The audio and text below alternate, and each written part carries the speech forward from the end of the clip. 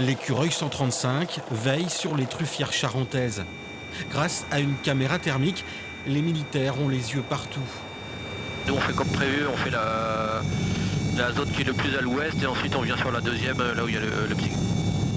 Une opération d'envergure également présente au sol avec ses patrouilles mobiles au plus près des trufficulteurs. Ils sont environ 400 en Charente, inquiets par le risque de vol pendant les fêtes de fin d'année. Inquiets mais rassurés par ce partenariat avec la gendarmerie.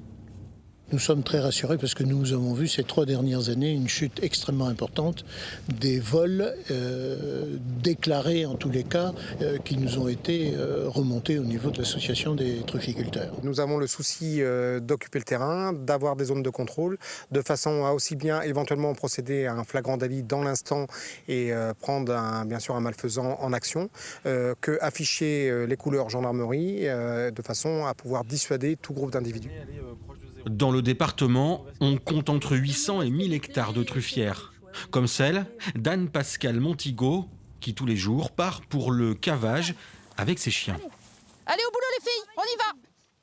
Allez, au travail. Cette année, la récolte est quasi inexistante à cause de la sécheresse de cet été et du gel il y a quelques semaines. Des ingrédients qui font bondir le prix de la truffe, une rareté qui attire les convoitises. Je fais des rondes la nuit. Alors on a les nuits qui sont très courtes. Vous avez été vous-même déjà volé ? Non, je pense pas. Si ça a été fait proprement parce que j'ai rien vu, le grillage n'a pas été abîmé.